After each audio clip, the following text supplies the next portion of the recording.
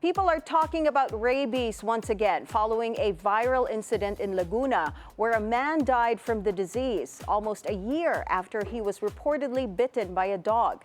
What can we do to help prevent its spread? Let's go find out. Joining us is Dr. Janina Suzette Guillermo, owner of JG Medical Clinic and Animal Bite Center. It's a beautiful day. Doc, welcome to the show. How do I call you? Doc JG? Yeah, Doc JG. I love it. Parang yung DJ lang kanina, no?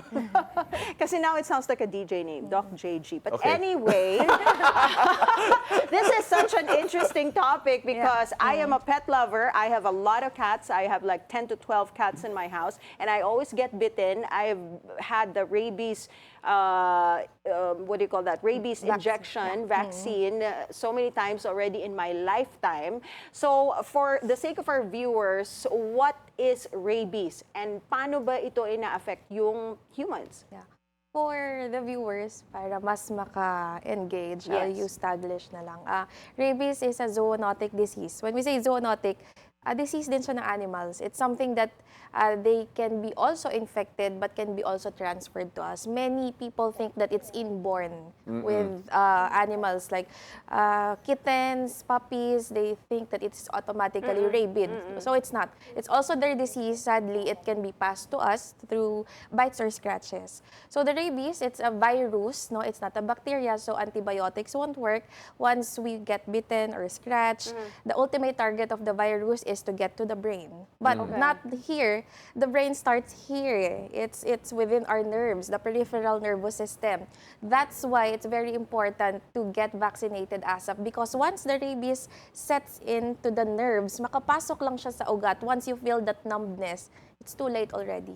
That's how aggressive rabies is, because they thought, kailangan makarating sa utak before you feel it's too late, but it's not. As early as you feel the numbness here, which many think na hindi common, but it's common, it's already rabies po. Doc, ano yung mga common misconceptions ng rabies? Kasi we've talked about it.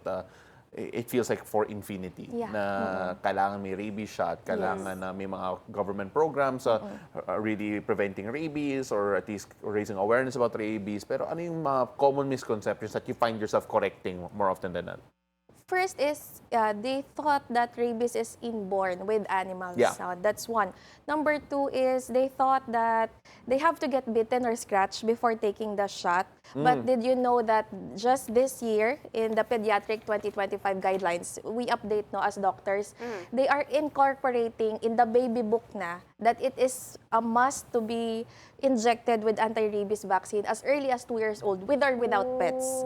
It's generally safe. It's like taking the flu shot. You don't wait for the flu, you don't wait for the chicken pox, you don't wait for anything, for any disease. You just get the shot and it's perfectly safe. So that's the second misconception. They thought, kailangan makagat ako tsaka ako magpapashot. Right. But pwede ka pong magpa-vaccine right away and you don't get any side effects. It's just the same as other vaccines. Other misconception, here in provinces area po, they thought na pag nakagat na kalmot ka, making it bleed is parang katumbas nun lalabas din yung virus. Like taking out the but it's different. Venom or Rabies is something. very, very microscopic. Once it sets in, it's in. Hindi siya mapapalabas like parang kakatas na parang venom. Hindi siya sasama sa blood. So once it's in, hindi nyo po mapapalabas yun. So wag nyo nang saktan yung sarili nyo or anything else. Rabies, yun po yung mga so far nakikita kong misconception. But you know what, timing, I know that timing is very critical. Very important. Pagka nakagat ka ng, or na-scratch ka ng cat or dog. Kasi merong kasabihan, na pag nakagat ka, wait for 14 days and then observe the dog. Pwede daw na wag ka munang magpa-shot and then wait for is that, true? I mean, reliable ba yung ganitong klaseng way? For me, mali yun. I always tell to my patients na vaccine muna before observe. We have so many cases, syempre pet, in denial. Sabihin nila, na inside lang naman, hindi lumalabas. So, observe. However, lo and behold, during the 11th day of observation, the pet suddenly died. And then, coincidental naman, nagka-sore throat, nag-fever. So parang nagkaroon na nagpanic na yung patient kasi nag-fever siya, namatay yung dog. So very coincidental. They thought na it's too late to get the vaccine. For peace of mind na lang din. And what we always say, vaccine right away before you start observing the pet. Because you'll never know what will happen in those 14 days po. So ano yung advice mo about what should be done immediately after a bite or a scratch na especially kahit hindi naman suspect na rabies, but what would you suggest? First is wash the wound talaga. Wash the wound with soap and water, running water.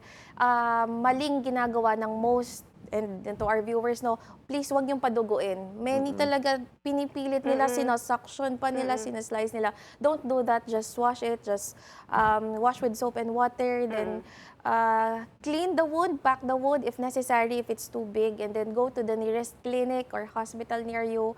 There are also free vaccines nearby sa mga centers, and there are hospitals po offering it. So don't hesitate kasi sadly, as of now, there's no cure pa rin for rabies. How many doses are required in the anti-rabies vaccine series, Doc? Ito ata yung naging hit because of the case. Yes, kasi di ba hindi niya natapos yung series of vaccines niya, and then the patient died. Yes. So how many?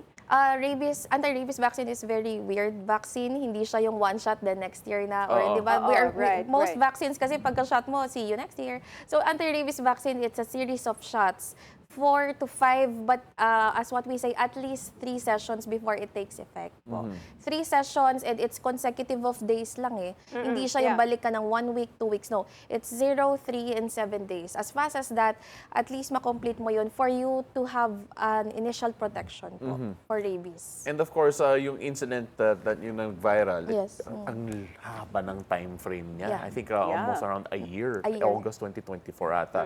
When we take a look at yung timeline na yon, can you explain siguro yung incubation period or any explanation kung bakit yan nangyari in terms of like yung timeline na yan? Okay.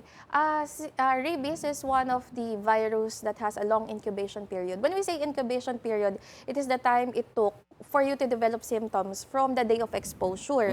So for that case, it was 9 months. But I have seen patients 1 to 5 years pa. What was the longest recorded? Yes. My previous patient was bitten in the thigh. Then he showed symptoms after 1 year pa. 1 year exactly. So, yeah, those happen po sa rabies cases. But the longest recorded was 7 years. How did that happen? We can also explain. For some reasons, the nearer you are to the target organ or to the brain, kunwari, na-scratch ka, na-bite ka sa face, the faster it is. So, mas asap, di ba, yung mga ginagawang regimen or treatment. But the farther you are, the farther din or the longer yung incubation period. But I think for that case, yung patient was bitten on the foot. So, it took 9 months. So, that would explain the distance na ginugol ng rabies virus before it reaches the brain. So, the distance also But affects. you said, Doc, that it starts when it hits your nerves. Diba? So, does it make a difference if you're bitten sa leg or you're bitten somewhere nearer to your head, but it reaches the nerves really fast? When it reaches the nerves, it's already in there. So, even if kunyari, nag-bite siya August 2024, but if the virus got in ng mga around December pa, December, dun pa lang siya lalakad pataas. That's why December, yung timeline ngayon, May, baka nung May, nung nasa loob na siya ng brain, dun lang po siya nagka-symptoms. My question might sound too dark, too gloomy for a morning show, but when is it too late already? As early as numbness. No, we call it when you feel that numbness. The numbness. That's one of the first and consistent symptom of rabies. Numbness to the part where you got bitten or scratched. Okay. Most patients complain it as uric acid. I have patient talaga, Doc, I have uric. She keeps on doing that. So upon checking the labs, walang uric. Then after few days, nagfe-fever. And then I probe further. Because hindi namang rabies yung chinecheck ko. So upon probing further sa history, she was bitten like 3 months ago. Puppy lang. And then the puppy, hindi naman nila nakita. Parang gala-gala lang. So, kinausap ko yung family after few days, fever, pinadala namin sa well-known institution. And then, yeah, yun yun na yung diagnosis. It's progressive eh. When we say progressive, once the symptoms set in, pamamanhid, tuloy-tuloy na, hindi na siya nawawala. Mag-fever na, then makikita mo na yung classic symptoms, fear of water, fear of light, fear of air. So, sunod-sunod na yun until they die po. Ganon siya. Kaya medyo nakakatakot and nakakapanik yung rabies because the initial symptoms were very non-specific. Okay. When we say non-specific, it could be anything. Fever could be also a sore throat or a UTI. Yeah. But fever can be also rabies. And then the paresthesia, we can't explain, especially nowadays. Many are suffering from anxiety. Yun nga lang, you have to talk and to probe the history properly para ma-eliminate mo if it's truly a case of rabies or it's just another episode of anxiety. I think you just gave Ann an episode of anxiety right now. Kasi sabi niya kanina right before, ang dami kong pusa, nakakatawa palagi. Hindi, that's the reason why I rush to the animal center talaga all the time. Kahit scratch lang. Yun nga, I feel like another misconception is, sasabihin nila, kalmot lang naman eh, so I don't need to get an injection. But kailangan even when you're scratched, or do you have to wait na it bleeds? No. Not necessarily. We are very aggressive here sa Philippines. They say, no, not me, the Department of Health issued rabies is endemic here in the Philippines. When we say endemic, meaning the chances of getting rabies when bitten by a dog or a cat that came from the Philippines is quite high. Yeah. So, our guideline, as long as you were scratched, kahit nga namula lang, they want you to get the vaccine.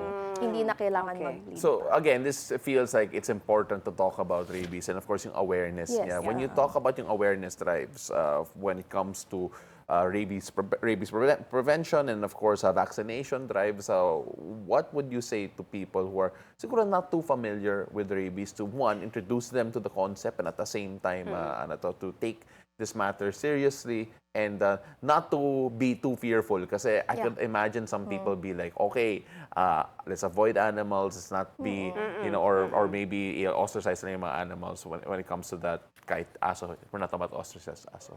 Anyway, when you look at all of that, how would you address it?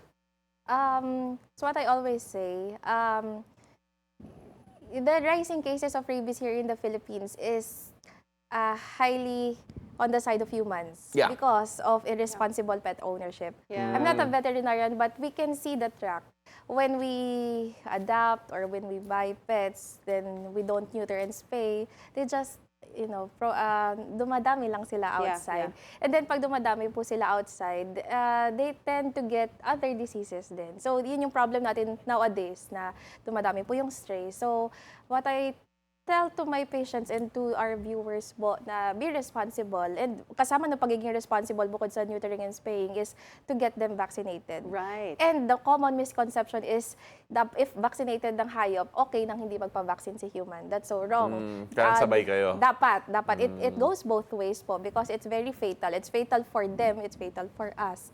So get the vaccine even if pet mo yan, even if confident ka na vaccinated. Of course, it decreases the risk naman of getting infected. But to be sure, to be 100% safe, get the vaccine for you and get the vaccine for your pet and be responsible pet owners po tayo. How often do you need to get vaccinated, Doc? Yung efficacy? Like, do we have to have it yearly?